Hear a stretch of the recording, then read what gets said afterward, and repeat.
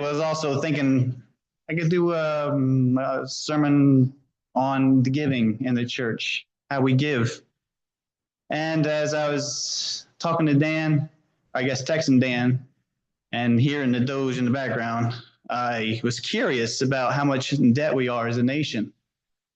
It's 36 trillion and a half, and I've been talking for 2 minutes now, right now, and including what goes by the U.S. debt calendar or debt clock. For 2 minutes, we as a nation just spent $6 million. Every 20 seconds, we spend $1 million.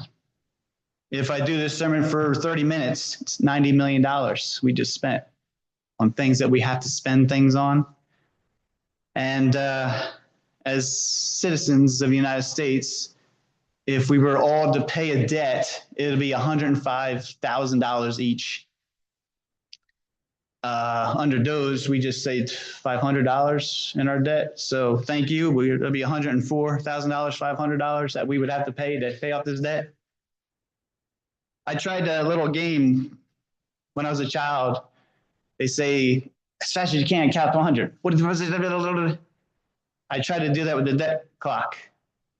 I couldn't do it in the seconds. I couldn't do it in the cents. I couldn't do it in the dollars. But when I got to $10,000, I could count as fast as they were counting. That's how quickly our debt is accumulating in America. How did America become one of the world's greatest lenders to now we are one of the greatest debtors of all times? As I was going through my research, I came across a couple of the fun facts and fun videos. And one of the things I came across was Spider-Man when he was going against Randy Savage, called the Bonesaw in the movie. He had to last 3 minutes in the ring to earn $3,000, and he needed that money. He wanted to impress his girlfriend. He beat Bonesaw in 2 minutes. And when he went to the promoter that was, putting him up for the fight, he gave him $100. He says, you beat him in 2 minutes, so here's your $100. Have a good day. That man that got robbed right after that, and he lost everything. If he just paid up the money, maybe he would have been just fine. Because according to Spider-Man, he would have protected him if that's the case. But because he got robbed and he got robbed, it's a vicious cycle. Greed is what I'm talking about right here. And as I was doing my research in the Bible, Deuteronomy 28:29, it says, if you are not with God, paying your tithes, paying your offerings, doing the things that God requires, you shall be plundered continually. And I think $36 trillion is continuously being plundered from all the different things that I keep seeing about how who's getting what money and where all across America and what countries are getting this and that. And it's like, the question is why? It says, because our peoples individually and collectively have forsaken God and his laws, he is beginning to withdraw his blessings from us. I underline the word beginning. I don't think it's beginning. It's coming to a close very fast. We as a nation have to wake up to say that without God, we are nothing. And if we were a nation that used to give to everybody in the world, everybody wanted to come here because we were blessed beyond blessed, and we had more money than we knew what to do with. And then all of a sudden, we are the greatest indebted nation in the world of all time history. This is the reason why we're in debt, because we took away God from who we were. In 1 Timothy 6:9-10, it says, the love of money is the root of all kinds of evil. If that man that wanted to pay Spider-Man just gave him his money, if he wasn't so greedy, everything would have been just fine. There's a saying, as I was doing my research, we'll have to pay the piper. And this goes back to a folklore. Some people say it's even true. Pied Piper of Hamelin. It's from Germany. There was a rat infestation in the land, in the town, and they didn't know what to do because the rats were everywhere, thousands of them. This is before the Black Plague. I thought it had something to do with what it did. So what did the mayor do? He got together with his people and they said, well, I'm not sure what they called German currency back then, but I'll just say it was a 1,000 coins of gold. We'll give anybody that can solve this problem and get rid of the rats. So the Pied Piper came in all dressed up nice and pretty with this nice little pipe. I picture many of the little boys and girls playing the little flutes. Of course, he was very flamboyant and everything. He played his little flute. Couldn't hear anything, but the rats could hear it. And they all followed him. They went out. They came out from the sewers. They came out from the cheeses. They came out from their cabinets. They came out from everywhere. And they took them. Then the Pied Piper took them to the lake, and they all drowned. No more rats.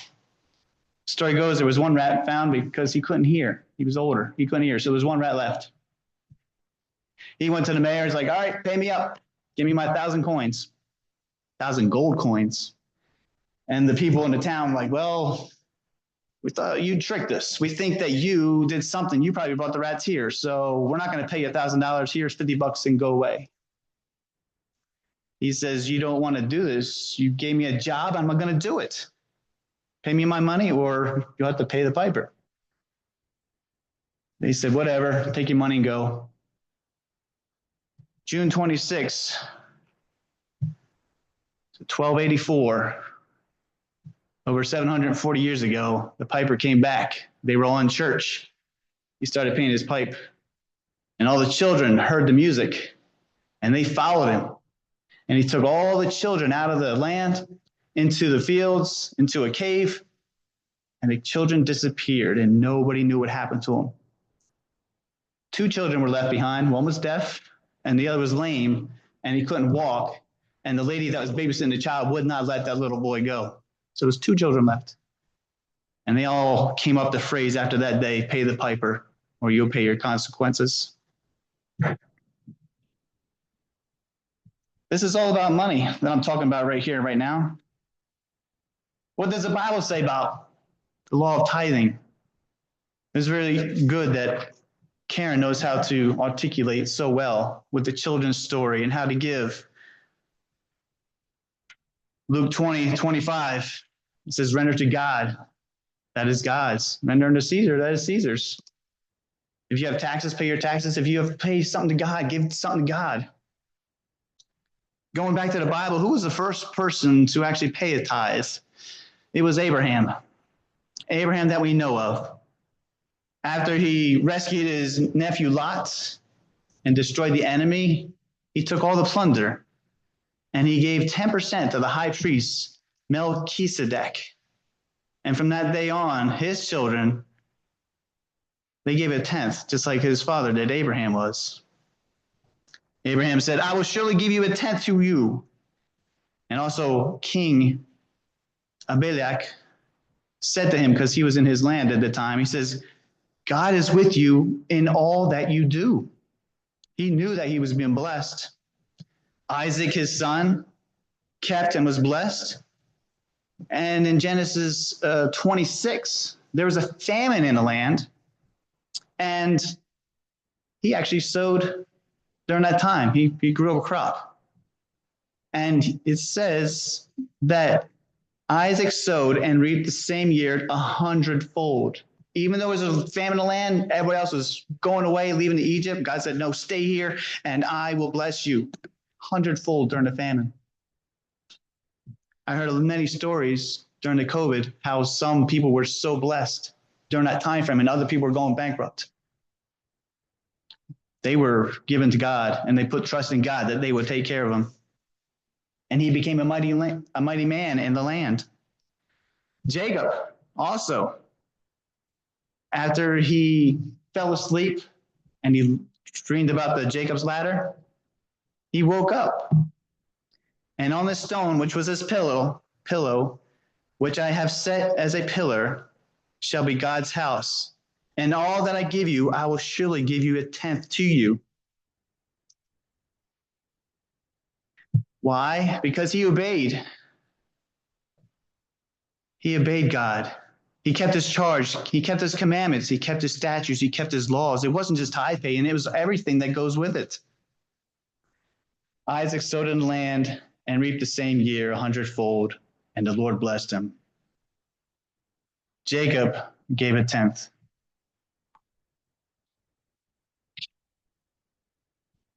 I can go on about blessings. I can go on about curses. But I want to talk about withholding a promise.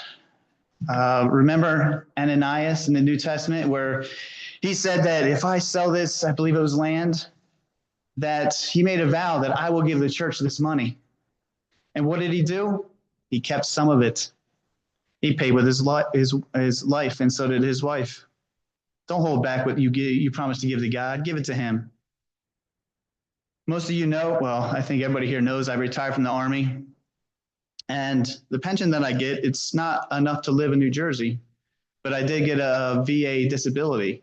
And I made a vow to God that I will give to Meadowview as long as I'm getting that disability. So that's what I've been doing with my extra money. I'm giving some of that to Meadowview. I made a vow, and I'm going to keep it. I actually used to pay them quarterly, but I put my faith that I will keep that disability because I know the things that are going wrong with my body. And I actually wrote a check for the whole year for Meadowview. I said, here you go. I know you need this. Take it.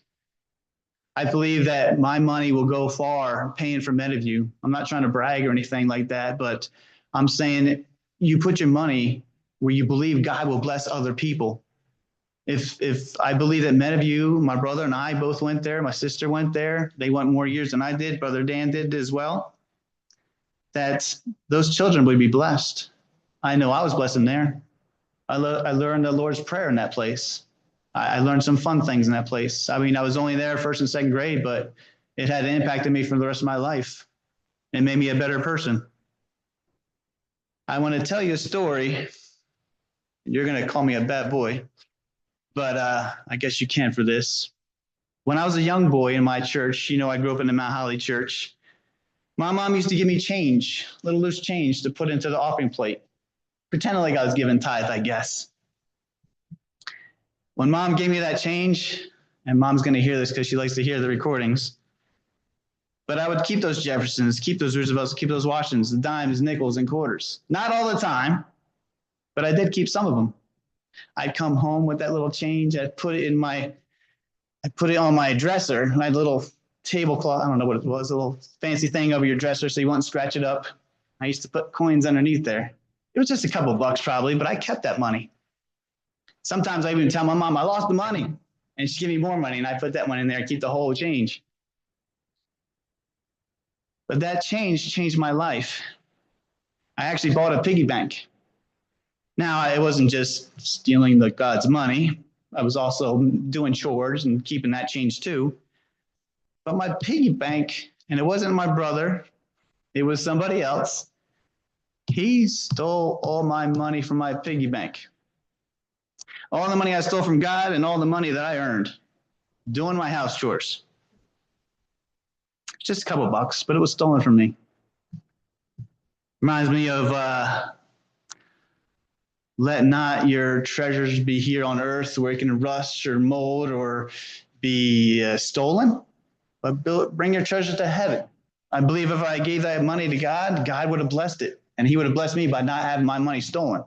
Even though I thought I was saving a couple of bucks, I lost it all. Later on in my life, it hit me that I don't know if it was a Sabbath school lesson or a sermon,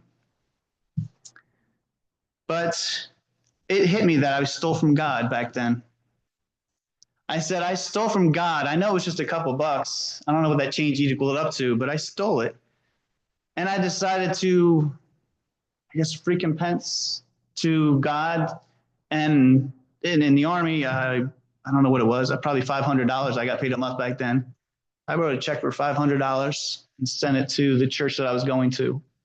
And the very next week, the treasurer came to me. She's like, Brian, I know that's like your whole paycheck. I can see what your grade is. And I said, no, I need to give this to God. It's all yours. And at that time, they were building a new church. I said, put it to the new church. She said, okay. But I felt a blessing when I gave that money.